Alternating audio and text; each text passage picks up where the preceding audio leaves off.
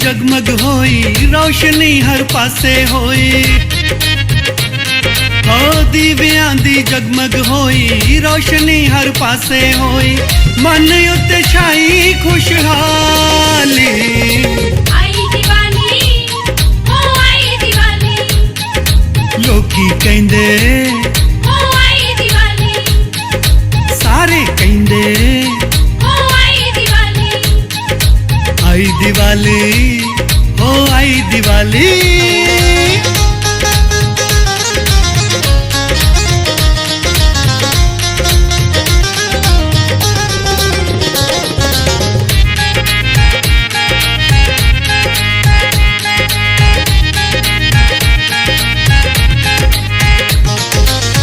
होया दूर अज्ञान हनेरा।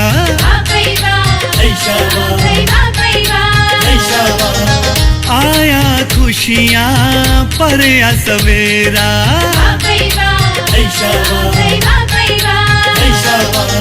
होया दूर अज्ञान हनेरा। आया खुशियाँ परया सवेरा। दीपराज ने पाया फेरा। रोशन होया चार चुफेरा। राजयोग दे क्यों तो वांझा। आत्म दीप रेहाना खाली। आई दिवाली, ओ आई दिवाली। दुनिया कहंदी ओ आई दिवाली।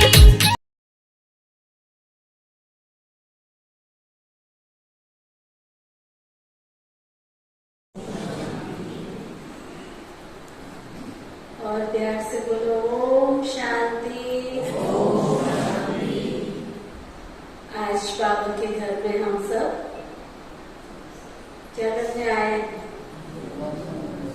दिवाली मनाने आए।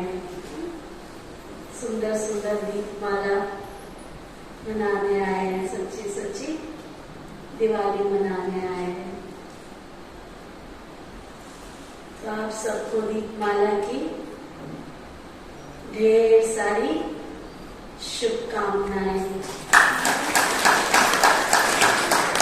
दीपावली सबको बहुत बहुत बहुत मुबारक हो, मुबारक हो, मुबारक हो। पहले हम बाबा के महावाक्य सुनेंगे और उसके पश्चात फिर दीपावली का आध्यात्मिक रहस्य सुनेंगे। लेकिन उससे पहले कुछ ऐसे प्रश्न हैं, उन प्रश्नों का समाधान मुरली में ढूंढते जाना और अपनी बुद्धि में भी ढूंढते जाना। पहला प्रश्न, अगर डायरी है तो नोट कर लो, उत्तर लिखते जाना। पहला प्रश्न, हम सब दीपावली का त्योहार क्यों मनाते?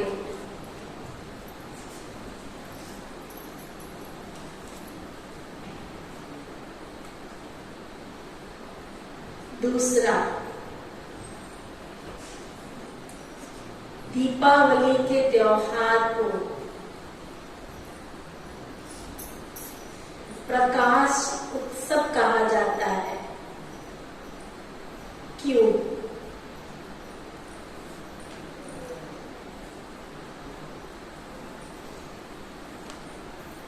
तीसरा, दीपावली के अवसर पर श्री महालक्ष्मी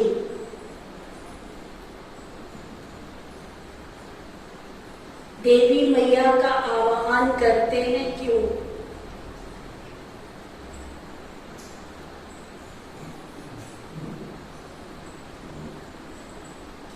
और श्री लक्ष्मी मैया के साथ श्री गणेश जी और श्री सरस्वती जी का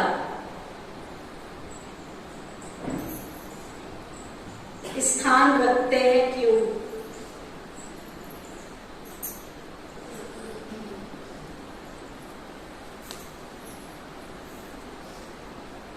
इस महापर्व पर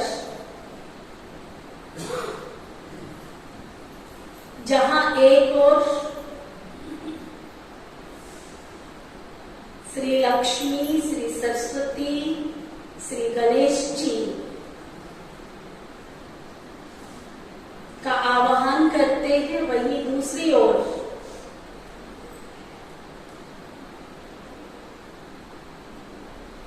श्री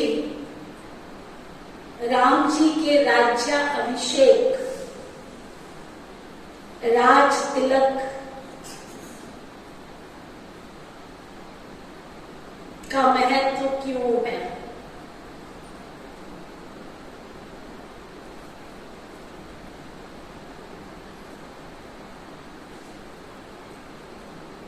श्री लक्ष्मी जी का वाहन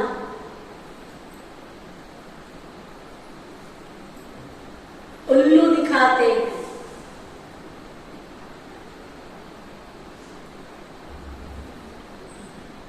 लेकिन उल्लू को तो रोशनी में दिखाई नहीं देता,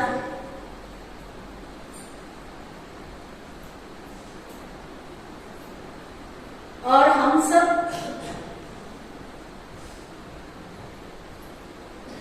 महालक्ष्मी जी को बुलाने के अवसर पर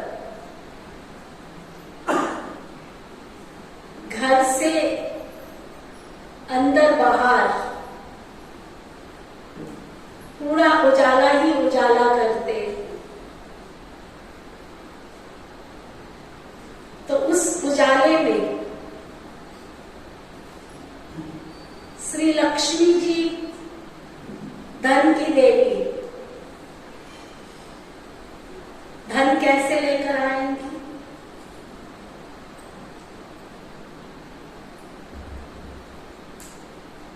इतना बड़ा महापर्व दीपावली का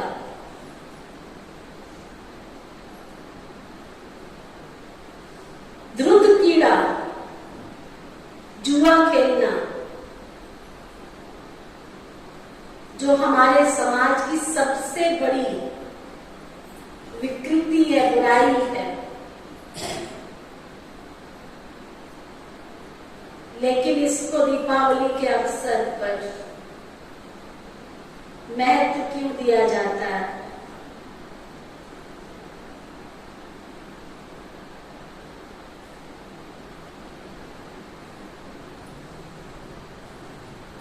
ऐसे अनसुलझे हुए प्रश्नों के उत्तर हमने अपने आप से पूछने हैं, ठीक है? और इन सब का उत्तर ढूंढना है, ढूंढकर फिर लिखना है।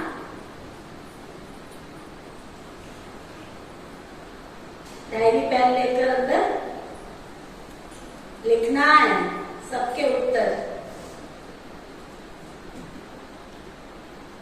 और जो बात समझ में नहीं आएगी वो फिर पूछना भी है, ठीक है? तो पहले हम बाबा के महावाक्य सुनते हैं। बाबा के अव्यक्त महावाक्य हैं, रिवाइज कोर्स के अव्यक्त महावाक्य हैं।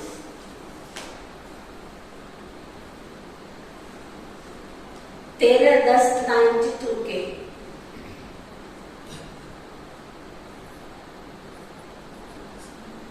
नंबर 1 बनना है तो ज्ञान और योग को स्वरूप में लाओ।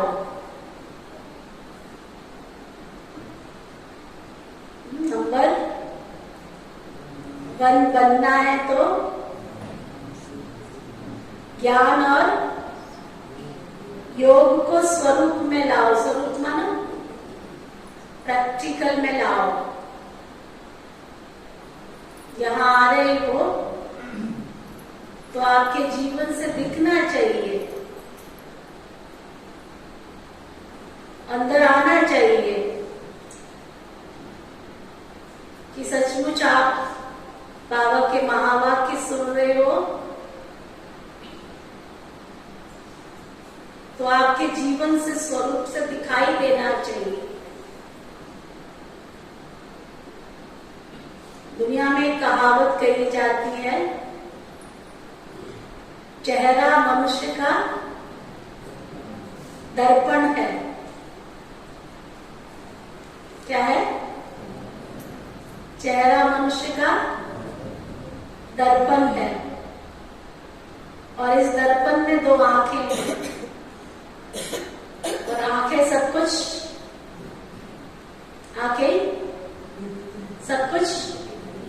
बता देती है कि आप क्या हो, कैसे हो, आपके अंदर की मनोभाव कैसे हैं, आपके मन के विचार कैसे हैं, है ना? सब कुछ दिखाई दे जाता है। तो आज बाबा बता रहे, आज सत्य शिक्षक अपनी श्रेष्ठ धारणा शिक्षा धारण करने वाले गॉडली स्टूडेंट को देख रहे हैं कि हर एक ईश्वरीय विद्यार्थी ने इस ईश्वरीय शिक्षा को कहां तक धारण किया। पढ़ाने वाला एक है, पढ़ाई भी एक है, लेकिन पढ़ने वाले पढ़ाई में सब नंबरवार। हर रोज का पाठ मुरली द्वारा हर स्थान पर एक ही सुनाते और एक ही सुनते, अर्थात एक ही पाठ पढ़ते। मुरली अर्थात पाठ हर स्थान पर एक ही होता। ऑल ओवर वर्ल्ड के जितने भी सेवा केंद्र हैं, सब पर एक ही बाबा की पढ़ाई जाती। मुरली अर्थात पाठ हर स्थान पर एक ही होता। डेट का फर्क हो सकता, लेकिन मुरली तो वही होती। फिर भी नंबरवार क्यों? नंबर किस लिए होते हैं, बाबा पूछ रहे हैं। क्योंकि इस ईश्वरीय पढ़ाई पढ़ने की विधि सिर्फ सुनना नहीं है, लेकिन हर महावाक्य को स्वरूप में लाना है। ये पढ़ाई केवल सुनने की नहीं है, बल्कि जीवन में धारण करने की, स्वरूप में लाने की। तो सुनना सबका एक जैसा है, लेकिन स्वरूप बनने में नंबरवार हो जाते। लक्ष्य सभी का एक ही रहता है कि मैं नंबर 1 बनूं। लक्ष्य सभी का एक ही रहता है, कौन सा? मैं नंबर 1 बनूं। ऐसा लक्ष्य है ना सबका कि नहीं? बाबा पूछ रहे, जो कहते हैं मैं नंबर 1 में जाने का लक्ष्य है, वो हाथ उठा।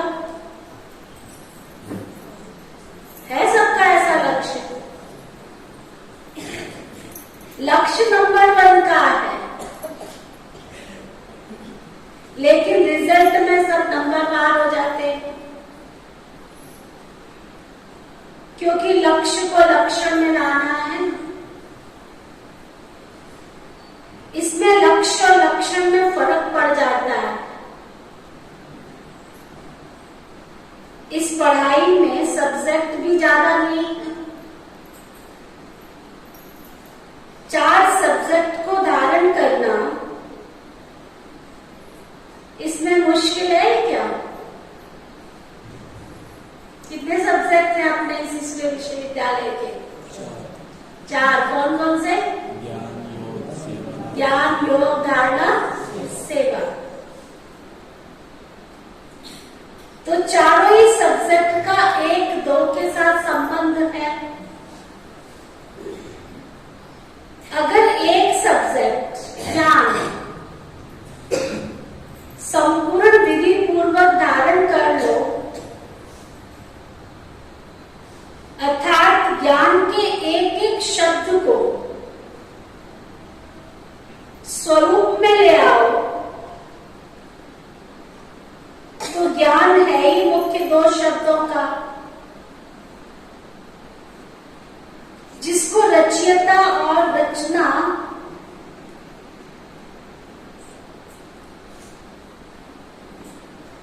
व अल्फ और बे कहते हो।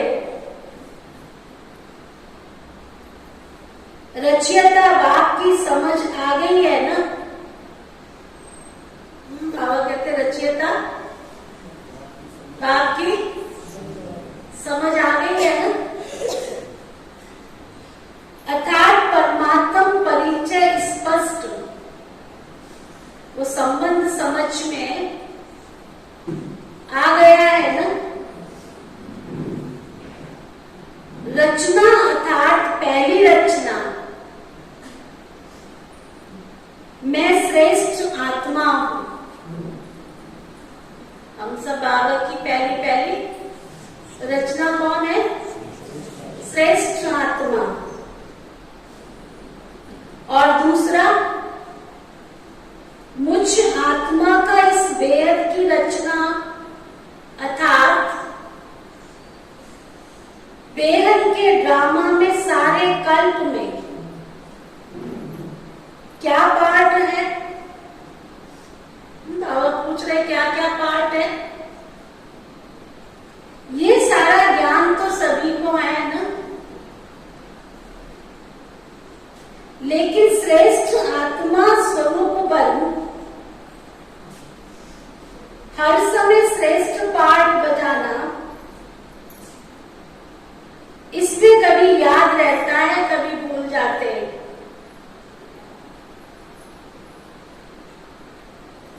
अगर इन 2 शब्दों का ज्ञान है, योग भी इन 2 शब्दों के आधार पर है ना। ज्ञान से योग का स्वतः ही संबंध है। तो जो ज्ञानी तू आत्मा है ना, जो ज्ञानी तू आत्मा है, वह योगी तू आत्मा भी अवश्य होगी। तो ज्ञान और योग का संबंध हुआ ना आपस में, और जो ज्ञानी और योगी होगा उसकी धारणा भी कैसे होगी? जो ज्ञानी और योगी होगा उसकी धारणा कैसी होगी? श्रेष्ठ होगी ना, या कमजोर होगी? क्या समझते हो आप सभी? मान लो आप ज्ञानी भी हो, आप योगी भी हो, तो योग किसका लगेगा? योग किसका लगेगा? जिसके अंदर ज्ञान होगा। जिसके अंदर ज्ञान होगा उसका योग स्वतः ही लगेगा, और जिसके अंदर ज्ञान भी है और योग भी है, तो उसकी धारणा कैसे होगी? श्रेष्ठ होगी। श्रेष्ठ स्वतः ही होगी ना, सहज होगी या मुश्किल होगी? क्या समझते हो आप सभी? जो समझते सहज पादुका, है ना। तो बाबा कह रहे हैं जो ज्ञानी तुम आत्मा और जो योगी तुम आत्मा है वो धारणा में कमजोर कैसे हो सकती है? क्या जो ज्ञानी तुम आत्मा है, योगी तुम आत्मा है, वो धारणा में कमजोर कैसे हो सकती है? नहीं ना, होते तो हैं, तो ज्ञान और योग नहीं है ना। फिर अगर अभी तक आपकी धारणा बन नहीं पा रही है, धारणा में क्या क्या आता है? अमृत वेला मेरा ठीक नहीं है अभी तक, सुबह मुरली क्लास मेरी ठीक नहीं है, बाबा के घर तक मैं रोज पहुंच नहीं पाती हूँ, अन्न मेरा शुद्ध नहीं हो पा रहा है, बाबा ने श्रीमत दी है, मेरी ड्रेस मेरी अभी तक मैं सफेद नहीं पहन पा रही हूँ, शुद्ध भोजन नहीं खा पा रहा हूँ, नहीं खा पा रही हूँ, सबके लिए मैंने शुद्ध सोचना है, मैं सोच नहीं पा रही हूँ, किसी की मैंने निंदा चुगली पर चिंतन नहीं करना है फिर भी कर रही हूँ। ये सब क्या है? बाबा ने कहा है कि हमें परिवार में गृहस्थ व्यवहार में रहते हुए भी कमल फूल समान बनना है, फिर भी मैं लोभ लालच के वश होकर के कर्म कर रही हूँ। तो क्या कहेंगे? इसको धारणा कहेंगे? कहेंगे? कोई छोटी मोटी बात आई, कोई परिस्थिति आई, झट से रो दिए, झट से घबरा दिए, डिप्रेशन में चले गए, इरिटेट हो गए, ये सब क्या है? इसको धारणा कहेंगे क्या? हाँ? मन कुछ और कह रहा है और आंखें कुछ और देख रही है, हाथ कुछ और ही कह रहे हैं और पैर कहीं और ही जा रहे हैं। इसको क्या कहेंगे? बैलेंस वाली लाइफ कहेंगे?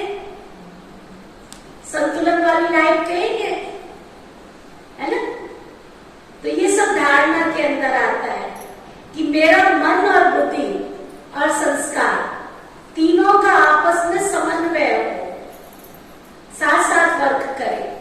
जो मेरा मन देख रहा सोच रहा है वही मेरी आंखें देखेगी, और जो मेरी आंखें देख रही है वही मेरे हाथ कर्म करे, और जो हाथ कर्म कर रहे हैं, मन जो देख रहा है और मन जो कह रहा है उस अनुसार मेरे कदम भी चले। तो बाबा की श्रीमत प्रमाण जो हम कर्म जीवन में लाते हैं उसको धारणा कहा जाता है। तो बाबा कह रहे हैं कि योग लगाने वाले हैं लेकिन योगी जीवन वाले नहीं है। दोनों में अंतर है, एक है योग लगाना और एक है योगी जीवन बनाना। जीवन सदा होती है और जीवन नेचुरल होती है। योगी जीवन अर्थात ओरिजिनल नेचर योगी की है। 63 जन्मों की विस्मृति के संस्कार व कमजोरी के संस्कार ब्राह्मण जीवन में कहां कहां मूल नेचर वन पुरुषार्थ में विघ्न डालते। कितना भी स्वयं व दूसरा अटेंशन खिंचवाता है कि ये परिवर्तन करो, स्वयं भी समझते हैं कि हमारा ये परिवर्तन होना चाहिए, लेकिन जानते हुए भी, चाहते हुए भी फिर क्या कहते हो? जानते हुए भी पता है ये रॉन्ग है, पता है ये गलत है, फिर क्या कहते हो? चाहते तो नहीं है लेकिन क्या क्या बोलते हो फिर? हाँ? चाहते तो नहीं है दीदी, चाहते थोड़ी है हम, चाहते नहीं है लेकिन मेरी नेचर है ना। फिर पता है क्या कहेंगे? देखो मैं ना बोल रही हूँ ना, तो मेरे को है ना थोड़ी सी आदत है जोर से बोलने की, बुरा मत मानना।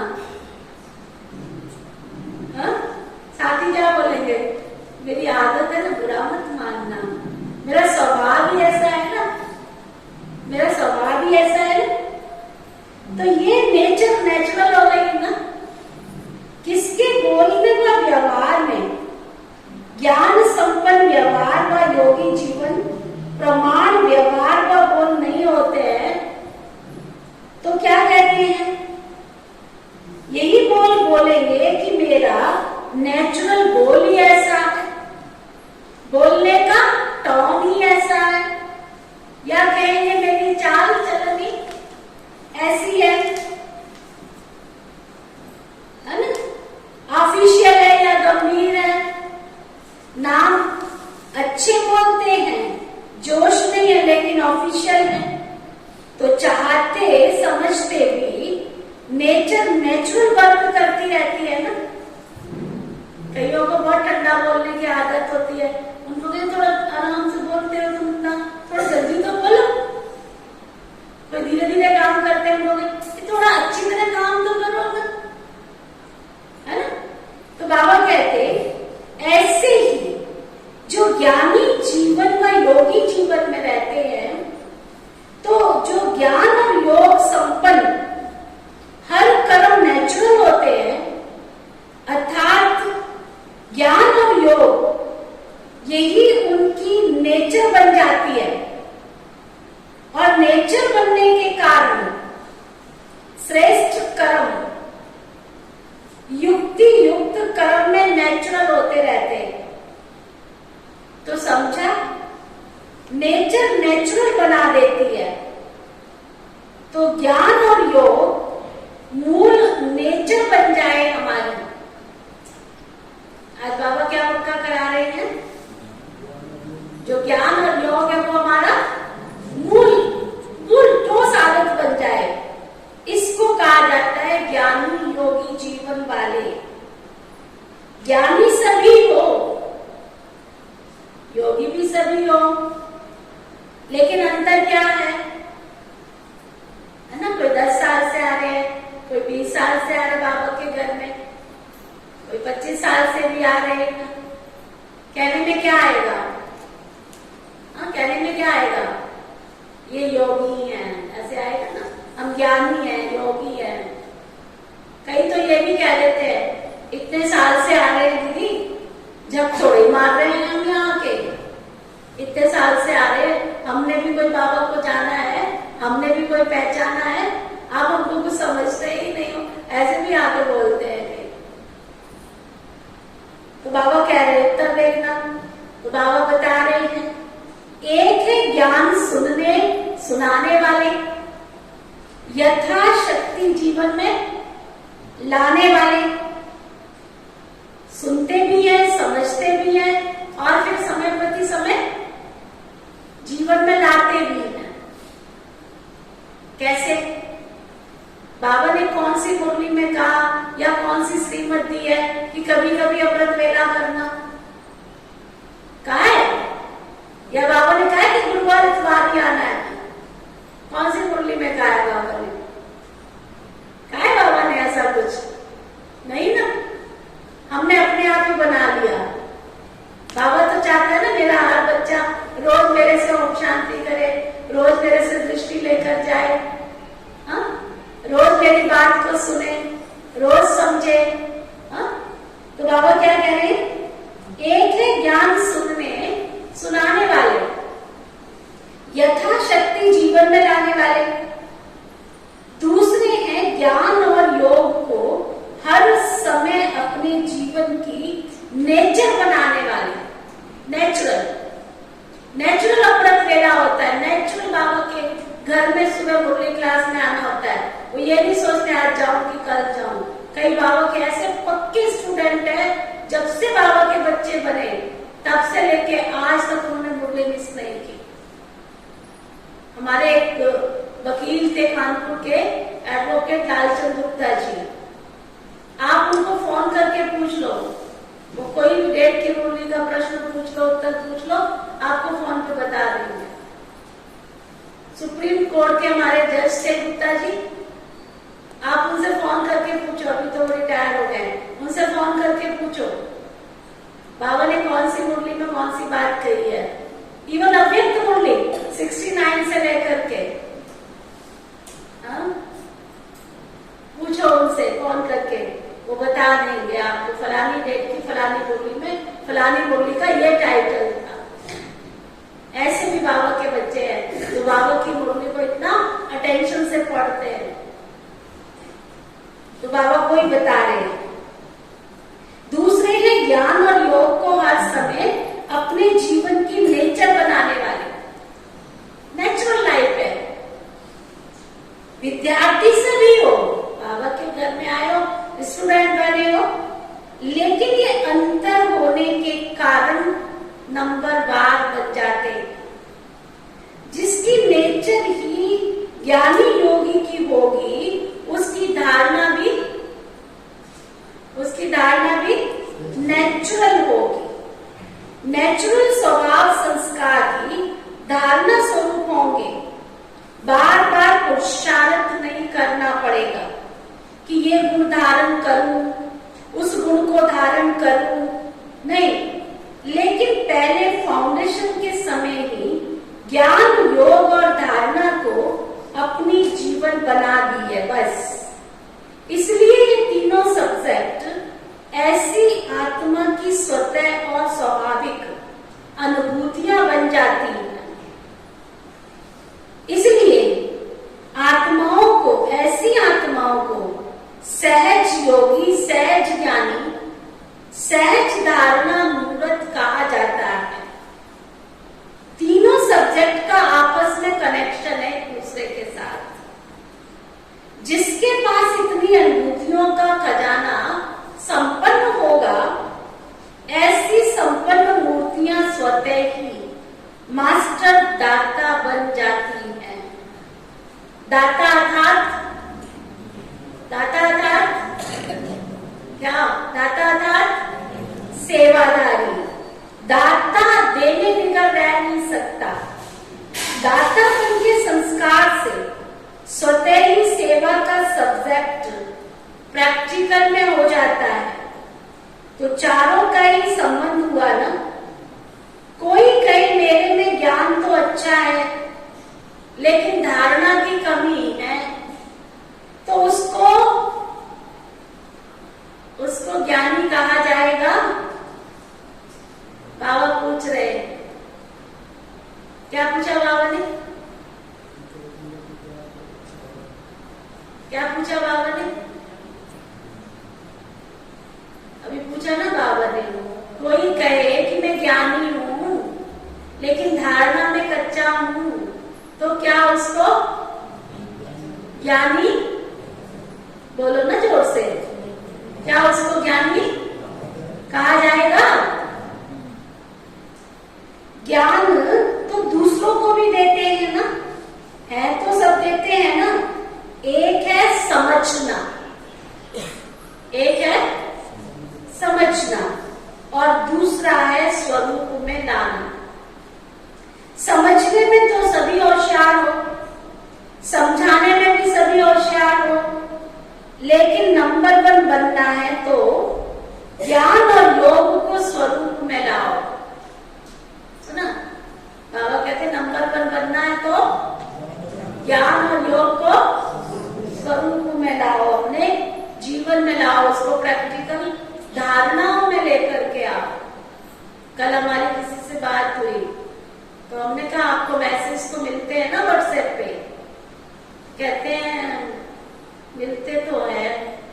तो मैंने कहा आपने दीपावली का मैंने मैसेज भेजा, आपने पढ़ा नहीं? कहते पढ़ा नहीं। तो मैंने कहा फिर मैसेज क्या मिलते हैं? मैं तो रोज मैसेज भेजती हूँ आपको। कहते बस ऊपर से नीचे तक बस ऐसे देख लेते हैं, घुमा लेते हैं, पढ़ते नहीं है, पढ़ते नहीं है। और हम क्या सोचते हैं, हमने दे दिया, सामने वाले ने पढ़ लिया। ऐसे 6-7 जनों से बात हुई, आपने मैसेज पढ़ा? पूछा पढ़ा? कहते नहीं पढ़ा तो नहीं। मैंने कहा देखा? कहते देखा भी नहीं। तो मैंने कहा उसमें तो ग्रीन सा आ जाता है, वो ब्लू सा निशान, वो तो था उसमें। कहते वैसे ही बोल के ऐसे कर देते। क्या कहेंगे इसको? ऐसे ही ब्राह्मण आत्माएं क्या करती हैं? मुरली को क्या करती हैं? ऊपर से नीचे से संकल्प लिया है कि बाबा की मुरली पढ़े बिना भोजन नहीं करना है, संकल्प लिया है। क्या करेंगी? आज बाबा ने कहा ऊपर नीचे 4। अच्छा, फिर मैं जब आएंगी तो पूछूंगी आज बाबा की मुरली पढ़ी थी? कहते पढ़ी थी। क्या पढ़ा था? ये नहीं पता। ऐसे धुरंधर विद्वान बैठे हैं ना बाबा के सामने। हाँ? आपसे पूछे आज सुबह नाश्ते में क्या खाया था, कई लोग ऐसे भी होते हैं, उनसे पूछो आज नाश्ते में क्या खाया था नाश्ते में। हाँ? ऐसे भी जीवन है कईयों की, भोजन में क्या खाया था पता नहीं। तो इसको क्या कहेंगे, बैलेंस कहेंगे। तो मन कुछ और देख रहा है और शरीर कुछ और कर रहा है। सुना? तो बाबा आज वो डिफरेंस क्लियर कर रहे हैं हमारे जीवन का। तो बाबा कह रहे हैं एक है समझना, दूसरा है स्वरूप में लाना। समझने में सभी होशियार हैं, समझाने में भी सभी होशियार हैं, लेकिन नंबर 1 बनना है तो ज्ञान और योग को स्वरूप में लाओ। फिर नंबरवार नहीं होंगे तो नंबर 1 होंगे। तो सुनाया कि आज सत शिक्षक अपने चारों ओर के ईश्वरीय विद्यार्थियों को देख रहे थे। क्या देख रहे थे बाबा? टीचर के रूप में किसको देख रहे थे? बोलते भी जोर से आवाज आनी चाहिए ना। बाबा कह रहे हैं सब कैसे विद्यार्थी बैठे हैं, सुन भी नहीं रहे और बोल भी नहीं रहे, ऐसे नहीं करो। तो बाबा ऐसे विद्यार्थियों को देख रहे थे। क्या देखा? सभी नंबर 1 दिखाई दिए व नंबरवार दिखाई दिए। क्या रिजल्ट होगी? वह समझते हो कि नंबर 1 तो एक ही होगा, हम तो नंबर वार में ही आएंगे। फर्स्ट डिवीजन में तो आ सकते हो ना, उसमें एक नहीं होता है। आजकल होता है ना डिवीजन मिलती है सबको, तो उसमें बाबा कहते हैं एक तो ही होता है।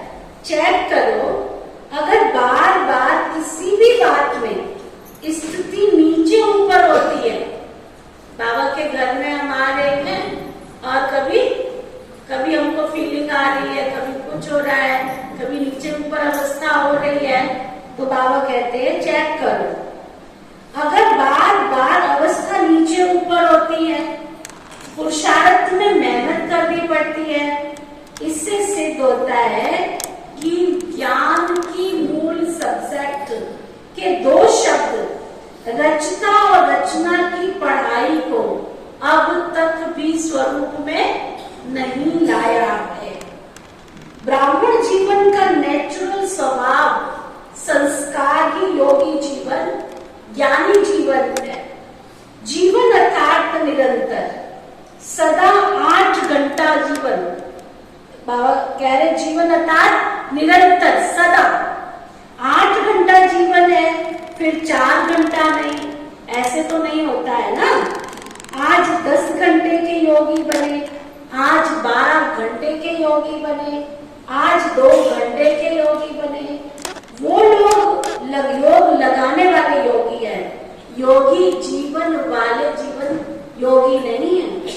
विशेष संगठित रूप में इसलिए बैठते हो कि सर्व के योग की शक्ति से वायुमंडल द्वारा कमजोर पुरुषार्थियों को और विश्व की सर्व आत्माओं को योग शक्ति द्वारा परिवर्तन करें। समझ में आया राज? बाबा ने संगठन की क्लास को क्यों बनाया है? अगर एक कमजोर है तो दूसरे को संगठन में बैठने से शक्ति आ जाती है। चूल्हे पे खाना पकाया है आप लोगों ने? किस किस ने चूल्हे पे खाना पकाया है? पकाया, देखो माताओं ने हाथ उठाया। अच्छा, भाइयों ने पकते हुए तो देखा है? हाँ, चूल्हे पे खाना पकते हुए देखा है कि नहीं? देखा है ना? तो क्या करते हैं, अगर उसमें से चूल्हे में से एक लकड़ी को निकाल के बाहर रख दो, हाँ, कितनी देर तक जलती है वो? कितनी देर तक जलती है? और उस एक लकड़ी पे खाना पकेगा है? और अगर 4 लकड़ियां चूल्हे में पड़ी हैं और एक लकड़ी को भी उसमें डाल दो, तो वो भी क्या करती है? उसके अंदर भी ताकत आ जाती है, मेरे में भी कोई शक्ति है ना? अगर एक बूंद आपने देखा है, आपने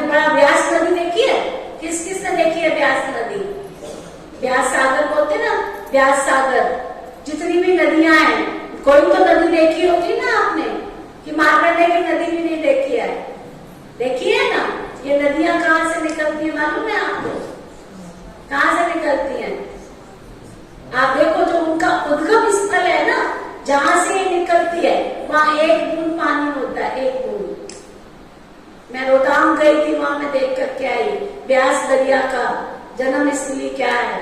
वहां मैंने देखा इतना छोटा सा, ये टेबल जितना है ना, इतना सा केवल वो है अंदर, वहां से एक बूंद पानी गिरता है, एक एक बूंद से फिर धीरे धीरे धीरे धीरे, जैसे देखा हमने कुल्लू मनाली, जब हम वहां गए ना, वहां से वो नदी बहती आ रही है, फिर इधर से नदी, उधर से नदी, इधर से नदी, उधर से नदी, वो बूंद बूंद बूंद बूंद सागर, फिर दरिया नदी बन जाती है, व्यास नदी बन जाती है।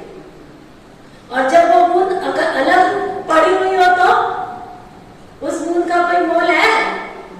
कोई मोल है? लेकिन जैसे ही वो बड़ी नदी में मिलती है तो अपने आप को क्या समझती है ना? एक अकेली बूंद कहीं पड़ी हो तो उसकी कोई पूजा करता है? करता है? और अगर वो नदी के रूप में हो तो क्या करते हैं? जाकर डुबकी भी लगाएंगे, पूजा भी करेंगे। तो अकेले का कोई मान नहीं होता है। अच्छा, आप सब घर वाले बैठे हो ना, सबके अपने अपने घर है ना, मोस्टली सबके घर है, मेरे को जहाँ तक यहाँ जो बैठे हैं उनके घरों का पता है। अगर जिस घर में आप रहते हो, ईंटों से घर बनाते हैं ना, अगर वो ईंट अलग पड़ी हो तो उसको कोई पूछता है? और जब ईंट दूसरी ईंट से मिलती है तो घर बनता है। तो समाज की पहली इकाई मैं हूं, मुझे अपने आप का परिवर्तन करना है। जब मैं अपना परिवर्तन करूंगा तो विश्व का परिवर्तन होगा, तो ना, तो विश्व का परिवर्तन होगा। तो बाबा कह रहे थे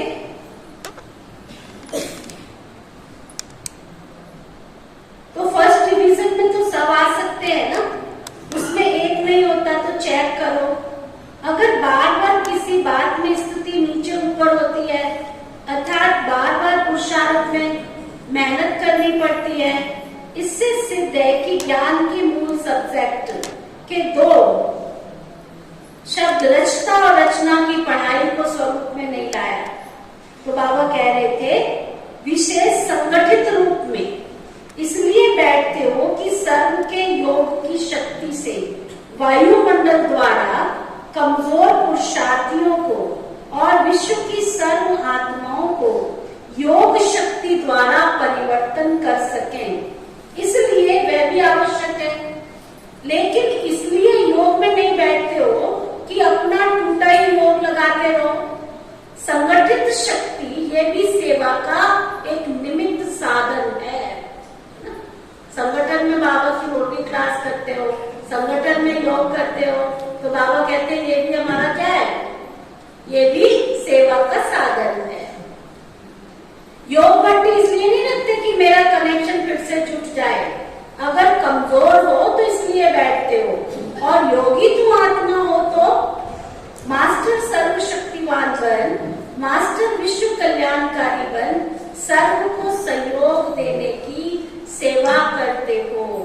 तो पढ़ाई अर्थात पढ़ाई को अपने स्वरूप में लाना, समझा? अच्छा, आज क्यों आए हो? क्यों आए हो आज? क्यों आए हो यहाँ पर? क्या करने आए हो? क्या करने आए? बोलते नहीं है। दिए जलाने आए हो? अच्छा, बाबा कहते आज दीपावली मनाने आए हो ना? आए हो दीपावली मनाने का अर्थ क्या है फिर? अगर दिवाली मनाने आए हो तो दिवाली में क्या करते हैं? क्या करते हैं दिवाली में? दीप जलाते हो। आजकल तो लाइट जलाते हो, देखो कितने सुंदर सुंदर दिए निकल रहे हैं, ना धुआं ना कुछ। आजकल तो लाइट ही जला देते हैं। तो लाइट पर कौन आते हैं फिर? जब लाइट जलाते हैं तो कौन आते हैं? देखा है ना, दीपावली के मच्छर परवाने बोलते हैं। वैसे मच्छर बोलते हैं, वैसे सुंदर भाषा में क्या बोलते हैं? परवाने बोलते हैं। और होती है? वो ये नहीं देखता है छोटा दीपक जल रहा है या बड़ा दीपक जल रहा है, क्या होता है? हाँ, वो ये नहीं देखते, क्या करते हैं? वो तो हर एक दीपक पर फिदा हो जाते हैं। तो दीपावली मनाने का अर्थ क्या हुआ? तो फिदा हो गए हो या आज होना है? हो गए हो या होना है, बाबा पूछ रहे हैं। जो बाबा के पक्के बच्चे हैं, जो समझते हैं बाबा के बन गए, अब हमारा तो एक बाबा और दूसरा ना कोई, को हाथ उठाओ। फिदा हो गए हो पूरे? हाँ, दीपावली पर देखना, अभी सबके घरों में परवाने देखना।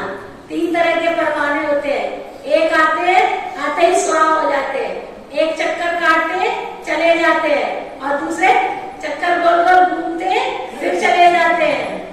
तो वो बाबा कहते हैं पूछो अपने आप से, तो फिदा हो गए हो या होना है?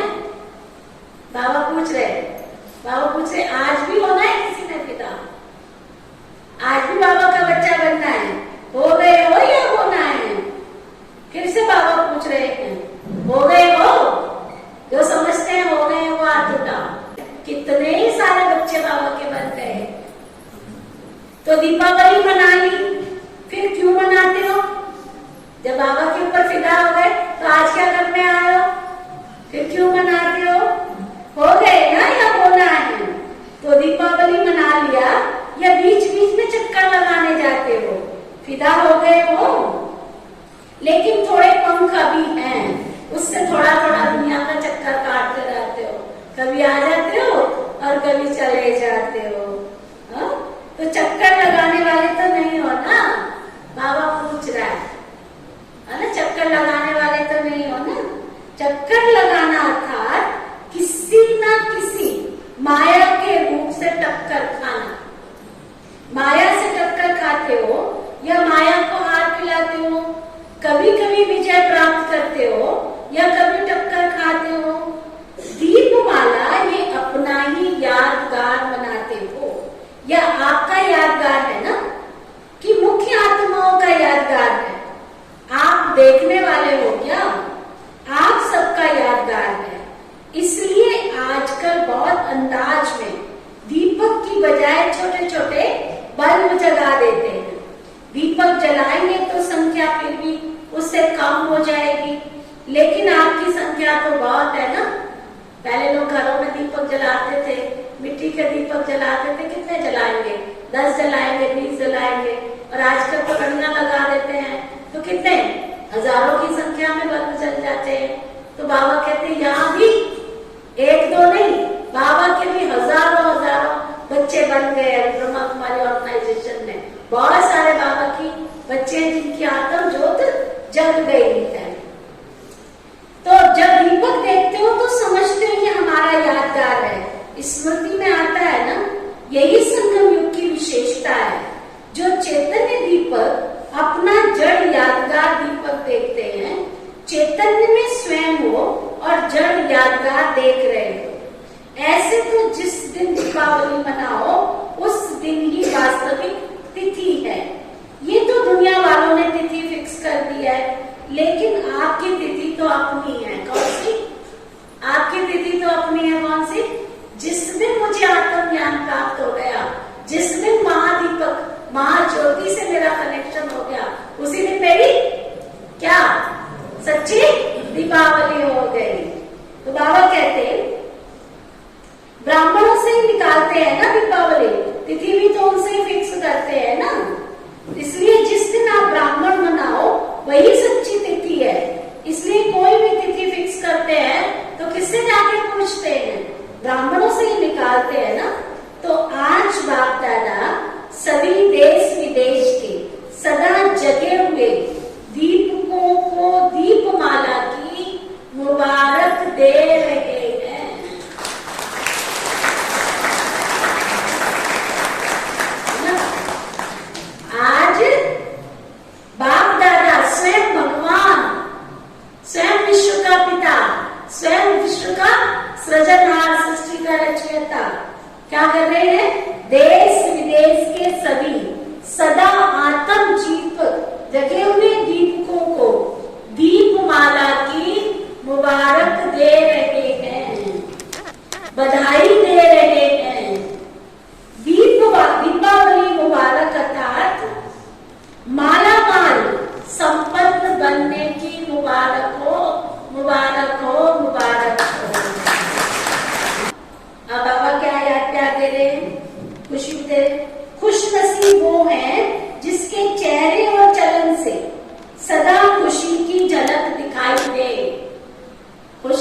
नसीब वो है कौन?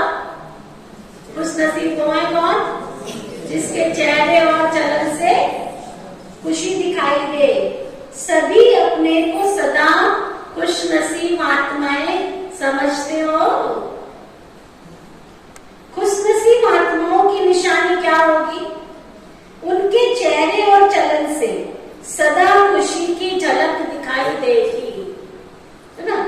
चाहे कोई भी स्थूल कार्य कर रहे हो, चाहे साधारण कर्म कर रहे हो, लेकिन हर कर्म करते हुए खुशी की झलक दिखाई पड़े।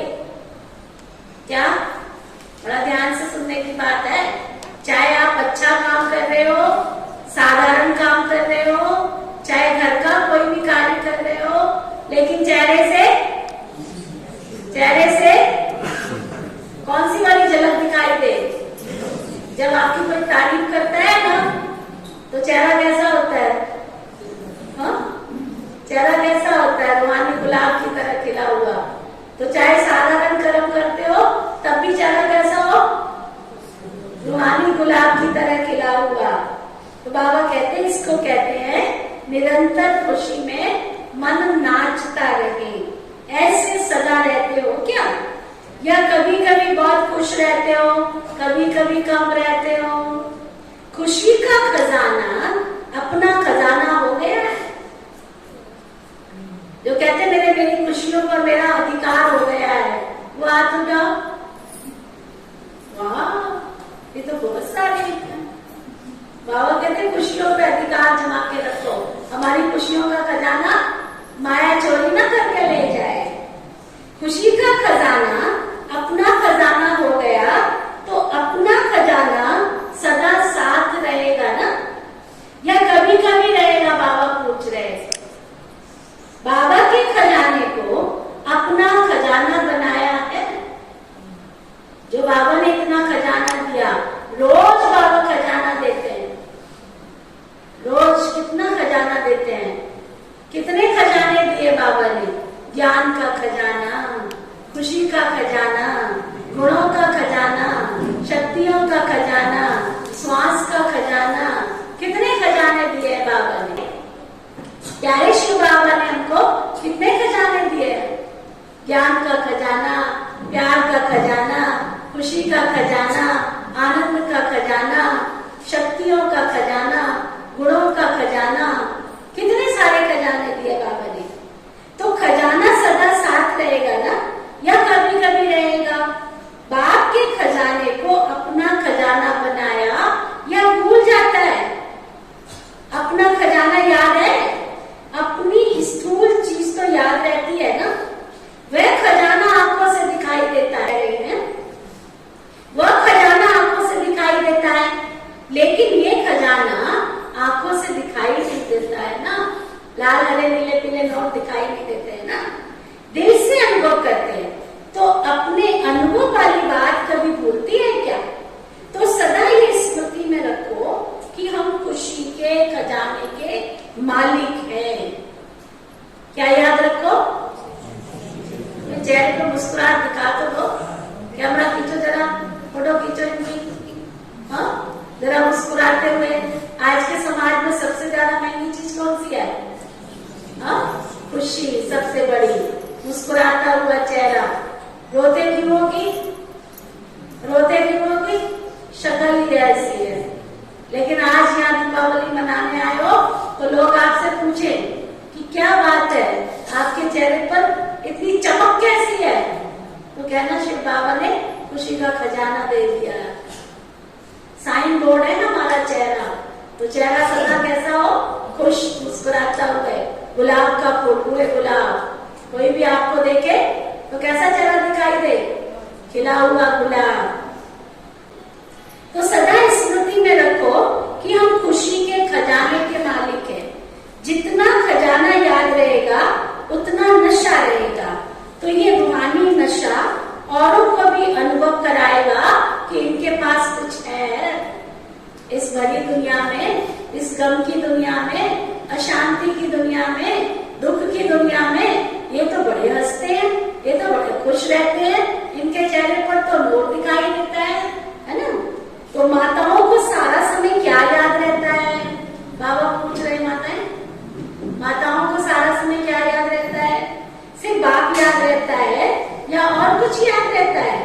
बरसे की खुशी तो दिखाई देगी ना। जब ब्राह्मण जीवन के लिए संसार ही एक बाप है, तो संसार में सिवाय बाप के और क्या याद आएगा? सदा दिल में अपने श्रेष्ठ भाग्य के गीत गाते रहो। क्या हमारा गीत कौन सा है?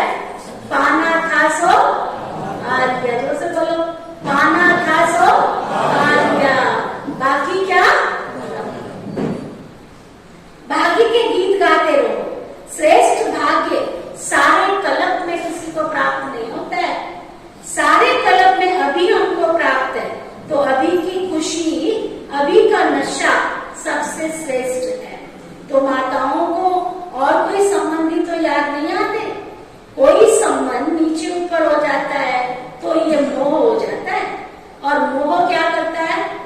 सारी खुशी को खत्म कर देता है। सुना?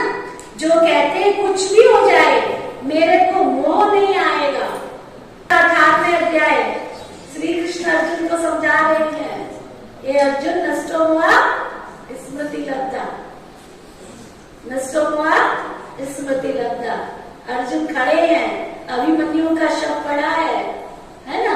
उनको बार बार कृष्ण कह रहे हैं, हे अर्जुन नष्टो हुआ स्मृति लब्धा। गीता का 18वां अध्याय। वो कहता तुमने 17 अध्याय तो पूरे कर लिए हैं, ये तुम्हारा लास्ट पेपर है, इस पेपर में पास हो जाओ अर्जुन। बार बार उसको सिखाते हैं, हे अर्जुन पास हो जाओ, इस पेपर में पास हो जाओ। रोते क्यों हो? रोना नहीं है, आत्मा तो अजर अमर अविनाशी है, आई भी अकेली है, जाना भी अकेला है। अर्जुन बड़े प्यार से कहते हैं, माधव मैं रो नहीं रहा हूं, ये तो आंखों से पानी निकल रहा है, ये आंखों से पानी भी ना निकले तब कहेंगे नष्ट हुआ स्मृति लब्धा। तो बाबा कहते अच्छा मोह का पेपर भल आवे, पांडव नष्ट हुआ है। पहले बाबा ने पूछा, फिर भाइयों को भी पूछ रहे थे। व्यवहार में कुछ भी नीचे ऊपर हो जाए, जब माया आती है तो थोड़ा ढीले हो जाते हो क्या? तो सदा खुशी के गीत गाते रहो। समझा? आज बाबा क्या कहने आए हैं हमको? क्या वर्षा देने आए हैं? क्या चाहते हैं हमसे? कि मेरा हर एक बच्चा खुशी का दीपक उसके मन में सदा जगता रहे। कुछ भी हो जाए सदा खुशी के गीत गाते रहो। समझा? कुछ भी चला जाए परंतु खुशी ना जाए। चाहे किसी भी रूप में माया आए लेकिन खुशी ना जाए। ऐसे खुश रहने वाले ही सदा खुश नसीब हैं। सुना? ऐसे खुश रहने वाले ही सदा खुश नसीब हैं। समझा? अच्छा, तो आत्मा कोई भी बाबा के संदेश से वंचित ना रह जाए। जहां भी रहते हो, है ना? बाबा ने आज काम दिया है क्या? कोई भी आत्मा बाबा के संदेश के बिना वंचित ना रह जाए। हर एक को संदेश देना है।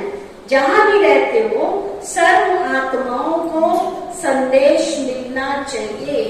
जितना संदेश देंगे, तो ना बाबा का जितना संदेश सबको देंगे उतना खुशी बढ़ती जाएगी। सरस्वती के भंडार की महिमा अपरंपार। भिन्न क्या? बांटो तो बढ़ता जाए।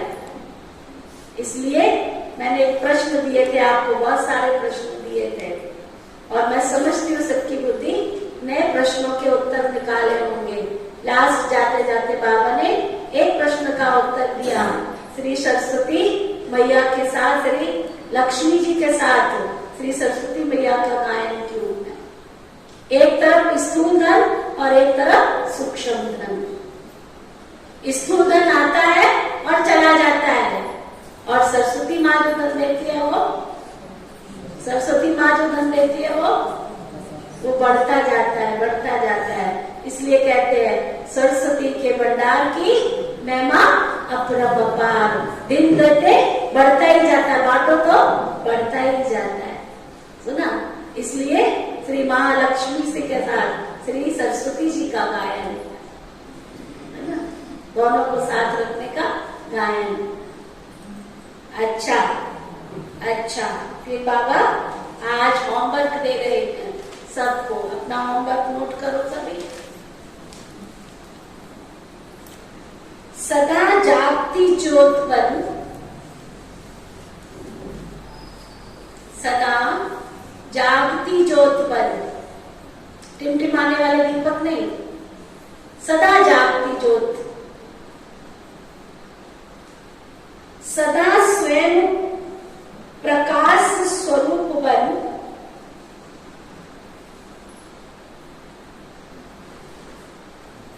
अनेकों का अंधकार मिटाने वाले सच्चे दीपक बन,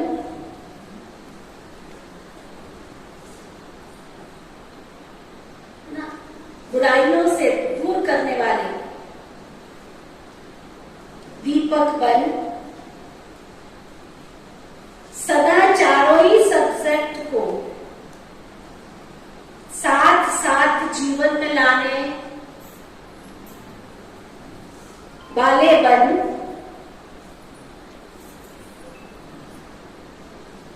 सर्व सब्जेक्ट में नंबर 1 के लक्ष्य को लक्षण में लाने वाले बन,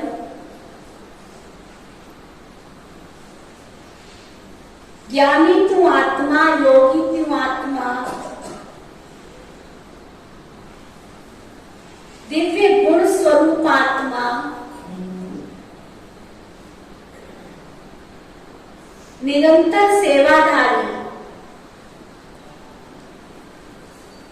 श्रेष्ठ विश्व कल्याणकारी आत्मा बन,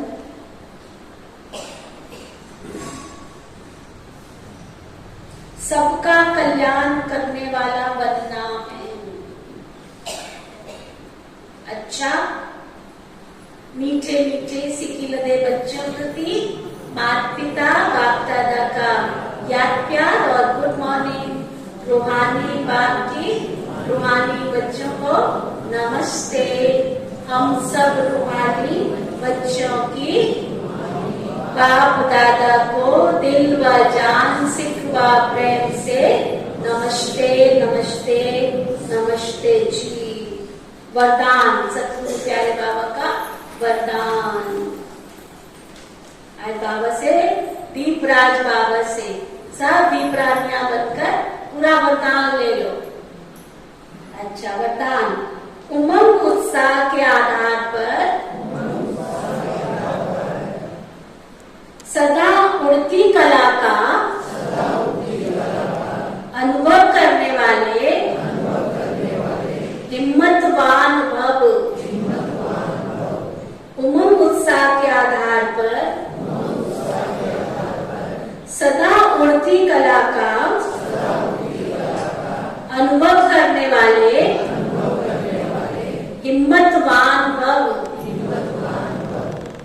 मिला सबको वरदान मिला।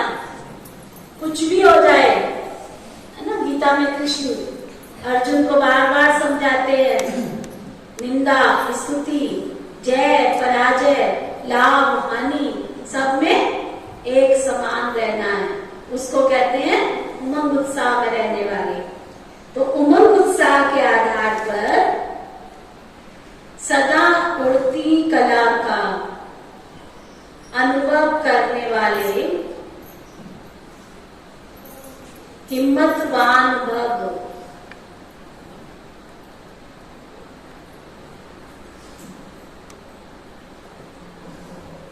उड़ती कला का अनुभव करने के लिए हिम्मत और उमंग उत्साह के पंख चाहिए। सुना? उड़ती कला का अनुभव करने के लिए क्या? हिम्मत और उमंग उत्साह के पंख चाहिए। किसी भी कार्य में सफलता प्राप्त करने के लिए उमंग उत्साह बहुत बहुत जरूरी है। अगर उमंग उत्साह नहीं तो कार्य सफल नहीं होगा, क्योंकि उमंग उत्साह नहीं तो फिर थकावट होगी,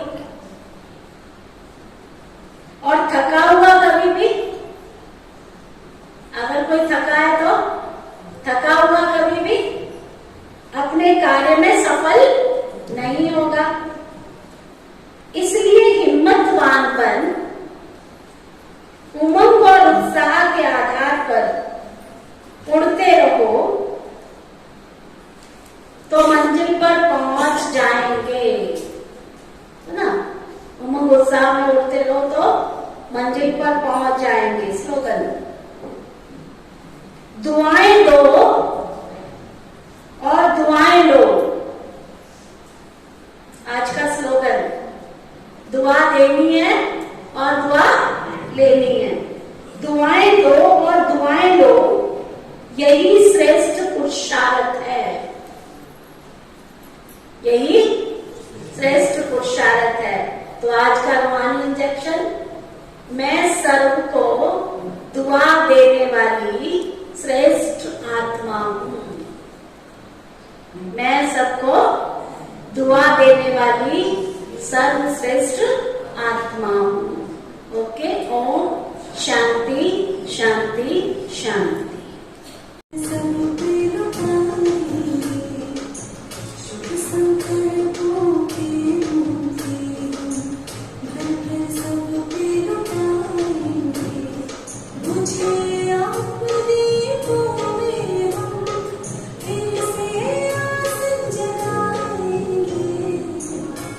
संकल्पों के मोती हम भर भर सब पे लुटाएंगे। शुभ संकल्पों के मोती हम भर भर सब पे लुटाएंगे। मुझे आत्मदीपों में हम फिर से आस जगाएंगे। शुभ संकल्पों के मोती हम भर भर सब पे लुटाएंगे। शुभ संकल्पों के मोती हम भर भर सब पे लुटाएंगे।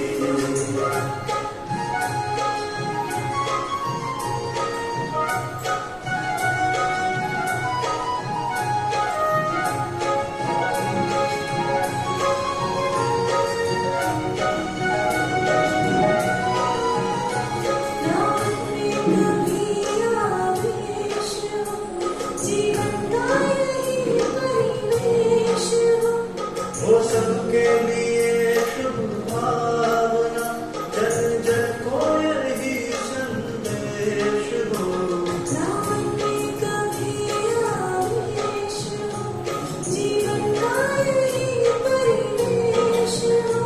वो सबके लिए शुभ भावना, जन जन को यही संदेश हो। हमें डूबी मानवता पर हम खुशियाँ बरसाएंगे। शुभ संकल्पों के मोती हम भर भर सब पे लुटाएंगे। शुभ संकल्पों के मोती हम भर भर सब पे लुटाएंगे।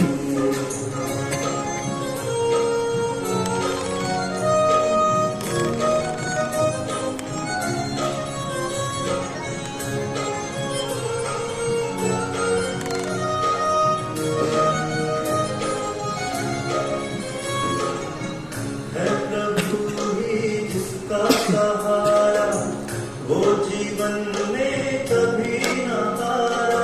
हाथों में प्रभु के हाथ रहे, वही तो है सबका प्यारा।